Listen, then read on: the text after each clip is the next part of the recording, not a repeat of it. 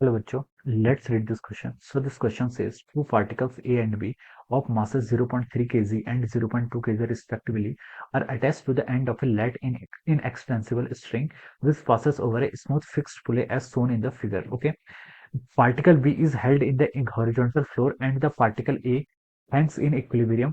Particle B is released and each particle starts to move vertically with constant acceleration of magnitude A. Find the value of the A. Okay, हमें यहाँ पर acceleration की find value क्या करनी है, यहाँ पर आपको फाइंड आउट करनी है। ओके, तो देखिए बच्चों, इस क्वेश्चन का की कॉन्सेप्ट हम क्या लिख सकते हैं, the key concept of this question. इस क्वेश्चन में देखिए हमें क्या करना है, इस क्वेश्चन में एक्सेलरेशन फाइंड आउट करना है। एक्सेलरेशन देखिए कब फाइंड आउट कर पाएंगे, ये हम न्यूटन्स लॉज ऑफ मोशन लगाएंगे। न्यूटन्स लॉ ऑफ मोशन क्या होती है आपकी, force is equal to mass into acceleration. Okay, आप यहाँ पर देखिए न्यूटन्स लॉ का यूज कर रहे हैं, यहाँ पर हम जस्ट यहाँ पर फोर्स लिख लेते हैं। ओके, हम यहाँ पर न्यूटन सेकंड लॉ का यहाँ पर यूज करेंगे। ओके, यहाँ पर देखिए हमें क्या बताना है, इस क्वेश्चन में देखिए बी पार्टिकल स्टक था आपका, हेल्ड कर रखा था। ओके, जब हमने बी पार्टिकल को फ्री किया, ओके, उसके बाद पार्टिकल बी क्या कर रहा है, रिलीज, और ईच पार्टिकल क्या हुआ, ये सिस्टम आपका ऑसिलेट कर रहा है। ओके, और हमें कांस्टेंट एक्सेलरेशन से एक्सेलरेट कर रहा है, उस कांस्टेंट एक्सेलरेशन की वैल्यू यहाँ पर फाइंड आउट करके बतानी है। ओके, तो देखिए बच्चा, फोर्स क्या होता है आपका, फोर्स होता है आपका मास टाइम्स एक्सेलरेशन। ओके, ये हमें यहाँ पर, इसको हमें यहाँ पर बताना है, फोर्स क्या होता है आपका, मास टाइम्स एक्सेलरेशन होता है। इस इक्वेशन का हम क्या करेंगे, यहाँ पर यूज करेंगे। ओके, देखिए बच्चों, ये आपकी क्या पुली है, दिस इज अ फिक्स पुली, ये आपकी फिक्स पुली है। यहाँ पर आपके ब्लॉक्स का क्या हो रहा है, ट्रांसलेशन मोशन होगा। ओके, ये आपका देखिए ये आपका बी ब्लॉक है। Okay, this is our A block. Okay, ये आपका ए एक्सेलेरेशन से इस तरीके से क्या कर रहा है, इस डायरेक्शन में क्या कर रहा है, रोटेट कर रहा है।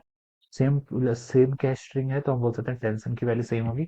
ओके, मासेस भी आपको गिवन कर रखे हैं। देखिए ए का मास आपका 0.3 केजी है, तो हम इसको लिख सकते हैं डाउनवर्ड डायरेक्शन में mg फोर्स लेगा 0.3 जी, इसमें डाउनवर्ड डायरेक्शन में फोर्स लेगा आपका कितना, 0.2 जी। ओके, ये फोर्स लेगा। ओके, इसकी एक्सेलरेशन आपने सब कुछ यहाँ डिफाइन कर लिया। ओके, अब देखिए बच्चों, अब हम यहाँ पर देखिए ये आपका ए है। ओके, और ये आपका बी है। ओके, ए और बी पर आपका हम यहाँ पर NLM Newton's law of motion लगाते हैं। ओके, तो देखिए ए पर हम लगाएंगे तो देखिए इसका क्या हो जाएगा, मास ऑफ एक्शन, ये आपका फोर्स हो जाएगा इस डायरेक्शन पे।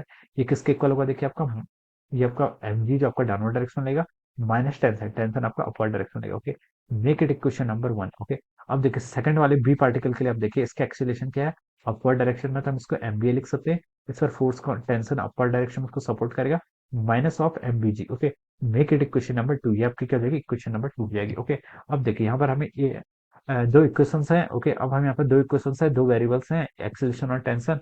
हमें क्या फाइंड आउट करना है, एक्सेलरेशन फाइंड आउट करना है, तो फाइंड आउट कर लीजिए। ओके, अब देखिए टेंशन की वैल्यू का सब्स्टिट्यूट कर लीजिए यहाँ से, क्योंकि टेंशन तो हमें नहीं चाहिए, हमें एक्सेलरेशन चाहिए।